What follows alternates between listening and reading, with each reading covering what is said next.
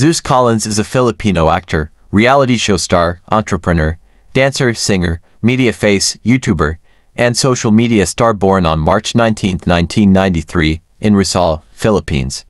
His full birth name is Zeus Collins Arellano, and he's currently 31 years old. Zeus is currently in a relationship with singer and YouTuber Pauline Redondo. However, he made headlines for a viral video with actress Gianna Filomeno. Zeus's estimated net worth is around $2 million USD, primarily earned through acting, dancing, and social media.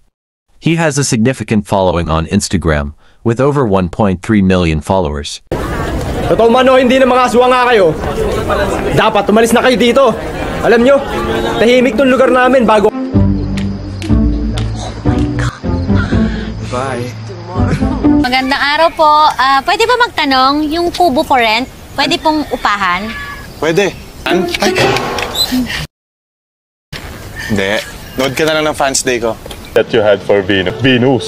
Ano naman yung mga sinasabi namin Si Elena, maganda yon. Si Venus, pangit yun. Pangit. Paumanhin, pero kailangan ko nang umalis. Para tsugugin ang mga kalaban. Tsugog, mga kapatid! Tsugog! Namang di ka bading dati. Marami silang time. Kung napapansin ko, di ang mga kapitbahay natin Ano ka ba nila? Nadadamay na naman ako dyan sa init ng ulo mo Bahala ka nga. Buisit. Ano bang ulam natin? Dito, bulsa mo lang yung masakit. Diba? So, nasa inuman tayo ng ganyan. Dapat hindi tayo gano'n masyado. Ikanta mo yan.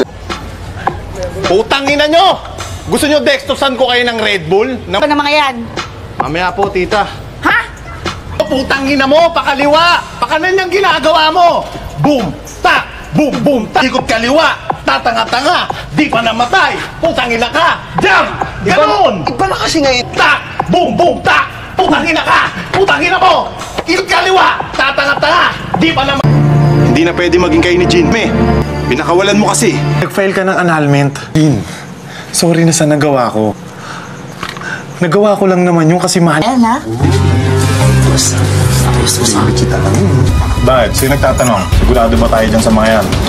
Ikaw tayo. Huwag ka nang pumasok. Enjoyin muna natin itong bagong bahay natin. At kuya mo na ipahiya kami. Tignan natin tapak. I should fuck her in the Benz.